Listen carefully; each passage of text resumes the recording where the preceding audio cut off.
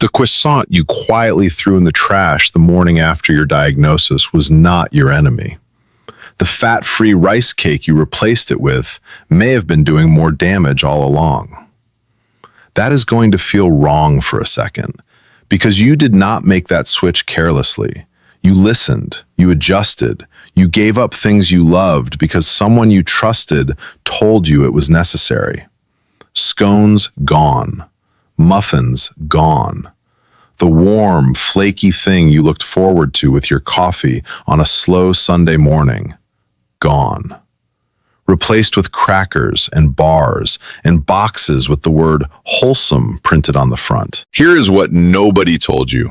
Some of those replacements open your blood sugar like a door swung off its hinges, fast, wide, all at once. And some of the pastries you gave up, they push that same door open the way you would if you were trying not to wake somebody. Slowly, gently, barely at all. The difference has nothing to do with whether something is a pastry. It has everything to do with what is built inside it. I'm Dr. Chima Okoye, and today I'm giving you 5 pastries that belong back in your kitchen. Real ones. Not sad substitutes, not joyless versions of things you used to love. I am also warning you about 3 products in the health aisle that are quietly working against you behind very convincing labels. One of them has the words diabetic friendly printed right on the front of the box.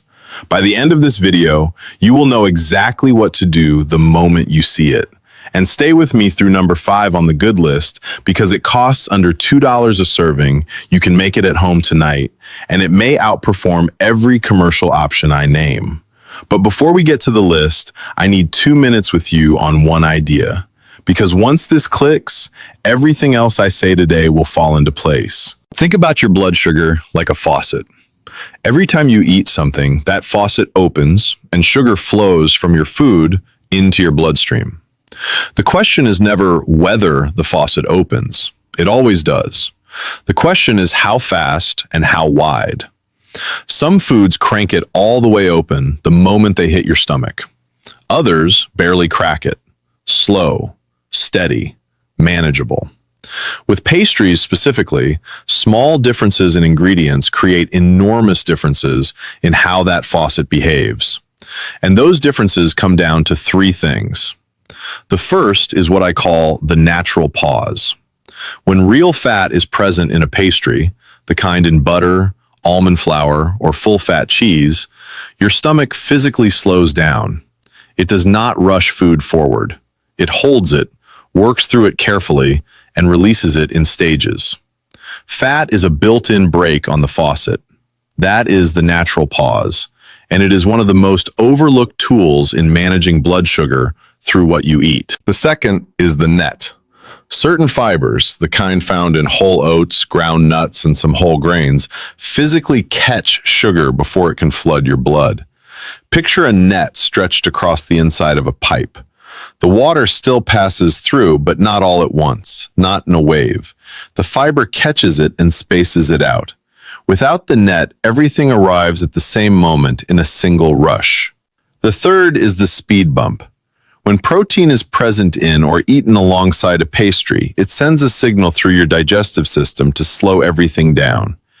Think of it as a speed bump built directly into your food. Your body cannot choose to ignore it. It has to decelerate. And that delay is exactly what keeps your blood sugar from climbing sharply after a meal. Every pastry on the good list coming up has at least one of these 3 working inside it. Some have 2. Number 5 has all 3 working at the same time. Before I start the list, I want to ask you something. What is the last pastry you gave up after your diagnosis? The one you actually miss? Drop the name in the comments below, because I promise you, by the end of this video, at least one of them may be coming back.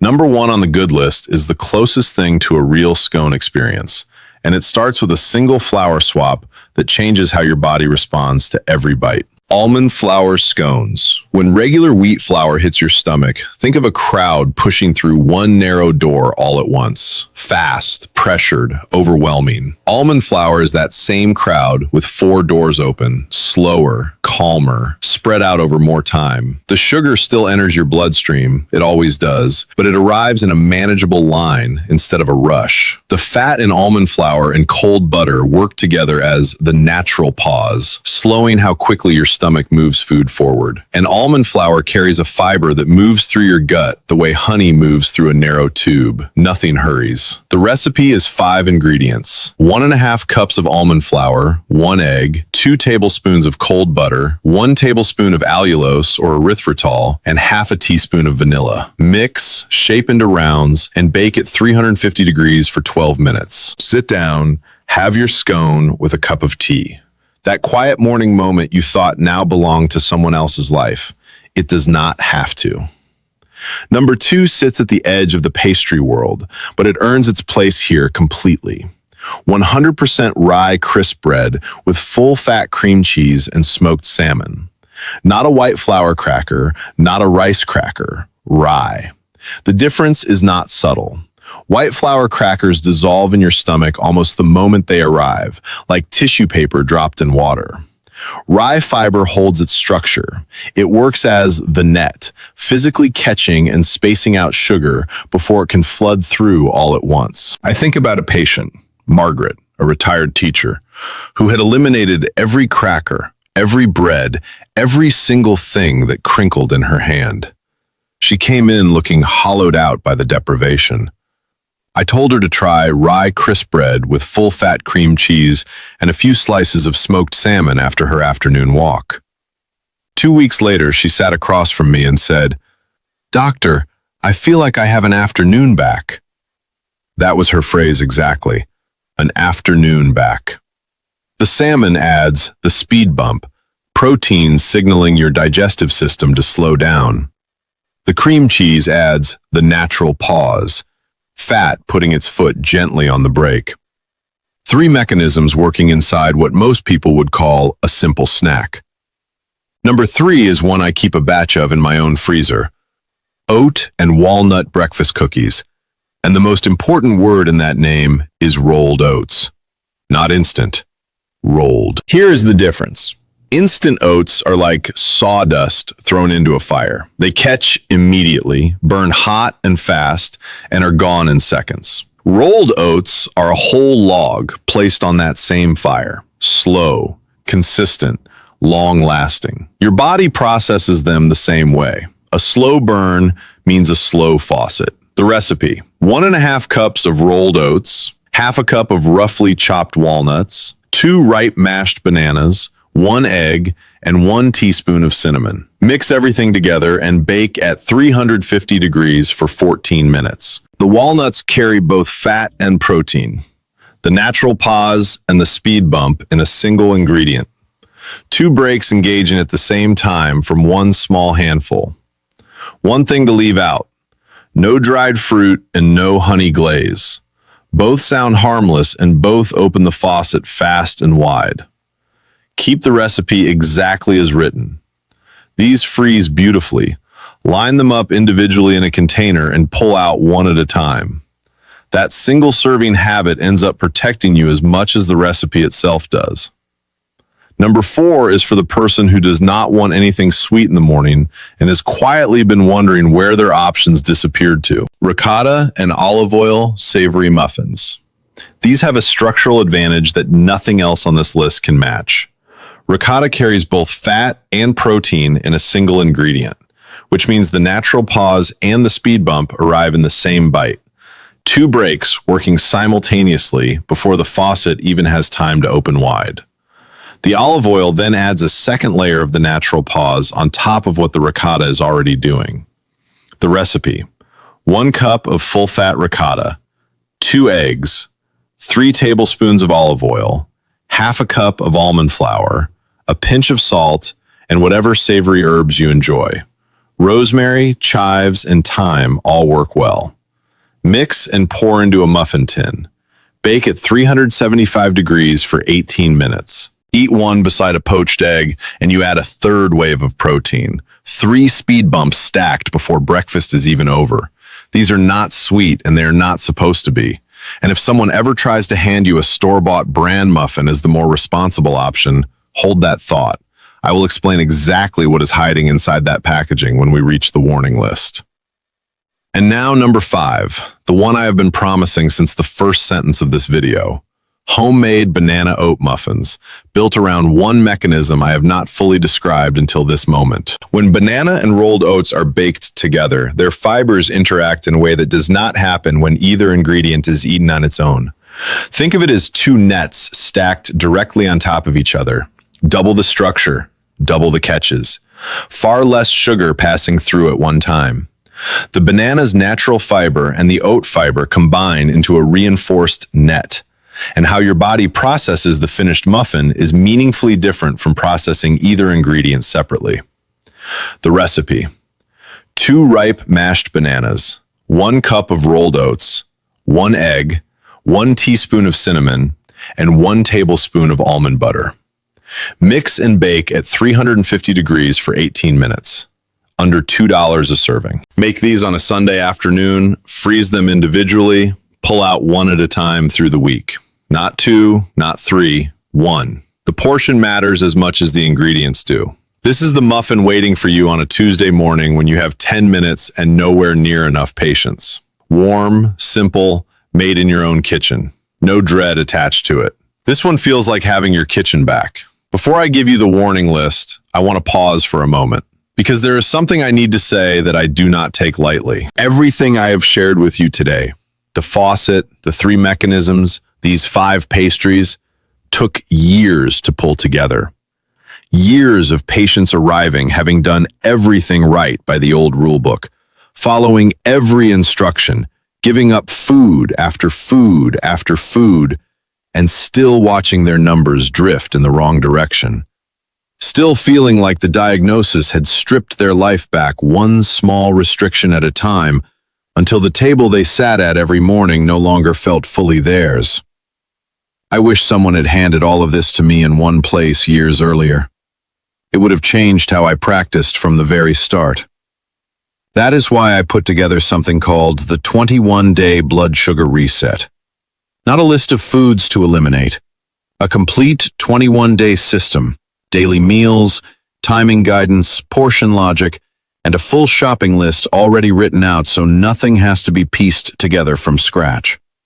You open it, and the path is laid out in front of you. This is for the person who has been careful, who gave things up, who followed every rule, and is still sitting in a waiting room, wondering why none of that effort is showing up in their numbers.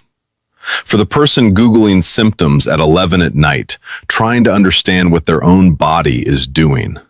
For the person who feels like the diagnosis quietly took something from them, comfort at the table, pleasure in simple food, the sense that eating could just be normal again, and they are not sure how to get any of it back. The link is in the description below. We have had to take it down before when demand gets ahead of us. If it is there when you look, do not wait on it. Now, the warning list. What I am about to tell you is the most important thing I will say today.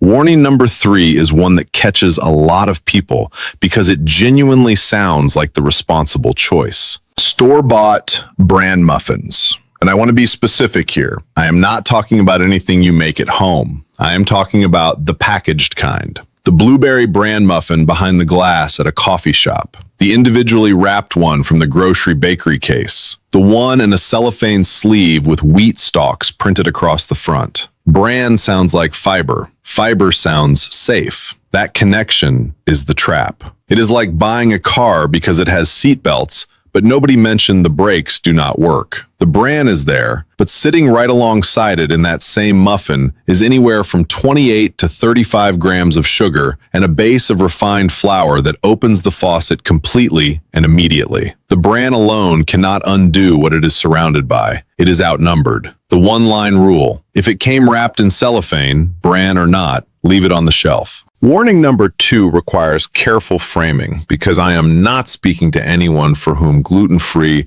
is a genuine medical need. If that is your situation, this does not apply to you. What I am addressing is something specific, the habit of reaching for gluten-free pastries as a blood sugar strategy. That is the misunderstanding. The flour blends used in most commercial gluten-free baked goods, rice flour, tapioca starch, potato starch, open the faucet faster than regular wheat flour in many cases. Think of it this way. Removing gluten from a pastry is like removing the lock from a door. It does not make the room safer. It simply removes one of the things that was slowing entry down. None of the 3 mechanisms are present in a standard gluten-free muffin or scone. No natural pause, no net, no speed bump. Just refined starch moving through your system quickly and quietly. I understand why you reached for it. The packaging made it feel like a medical decision. It was not. It was a marketing decision made for a different condition entirely. And now, the one I have been pointing towards since the very first minute of this video. Warning number 1, diabetic friendly on the front of the box, maltitol in the ingredient list.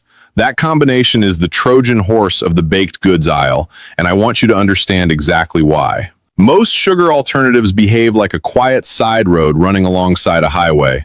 Traffic moves on the side road, but slowly and at low volume.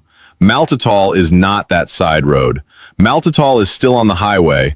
It just drives slightly slower than regular sugar. Slightly. Not nearly slow enough to justify the words printed on the front of that box. Maltitol still raises your blood sugar. It still asks your body to respond. The difference between maltitol and regular sugar is nowhere near as wide as the packaging implies. And here is where the real damage accumulates. Because the label says sugar-free, most people eat 2 or 3 servings instead of 1. The safety language quietly suspends the portion instinct, and by the time that snack is finished, the total effect on their blood sugar can be worse than if they had simply eaten the regular version at a normal portion size. Maltitol also causes genuine gut discomfort for many people, bloating, cramping, and digestive upset that is entirely avoidable once you know what you are looking at. I had a patient who brought the bag right into the appointment. 4 months of doing everything he had been told, he said. Numbers not moving. He was genuinely confused and frustrated. I turned the bag over. Maltitol syrup was the second ingredient. Flip every diabetic-friendly label over. Read the first 3 ingredients. If you see maltitol or maltitol syrup anywhere on that list, set it down and walk away. Before I let you go, here are 4 things you can do starting tonight. First, open your pantry and your freezer and pick up every packaged pastry, cracker, or baked good you own. Read the first 3 ingredients on each label. If maltitol or maltitol syrup appears anywhere, it leaves tonight. Not this weekend, tonight. Second, the timing rule. Every pastry on the safe list belongs after a meal that already contains real protein. Eggs, fish, meat, or legumes. Never on an empty stomach. Never as a standalone mid-afternoon snack. Food eaten after protein moves through your body very differently from food eaten alone. Third, the portion anchor. 1 serving on a plate, not from the bag, not standing at the counter. The bag has no bottom. Put your portion on a plate, put everything else away, and step back. That single habit shifts more than most people expect. Fourth, your meter is the only truth that matters. Try 1 item from the safe list this week and check your reading 90 minutes later. Not the nutrition label, not the package claim. Your body's actual response is the number you are trying to understand. Of the 5 pastries I shared today, which one are you making first? And which warning product are you removing from your kitchen tonight? Tell me in the comments below. I do read them, and the people watching alongside you need to hear your real experience. If you know someone who packed away every baked good they loved the day of their diagnosis and has not looked back since, send this to them. Not to give them a task, because they deserve to know what is actually available to them. That belongs to everyone navigating this. I am Dr. Chima Okoye. Everything shared on this channel is for education only. Please do not adjust any medication based on what you hear here. That conversation belongs with the doctor who knows your complete history. Next week, I am looking at the one breakfast staple that appears on almost every diabetes-friendly meal plan, and maybe doing the opposite of what it promises. You will want to see that one. I will see you then.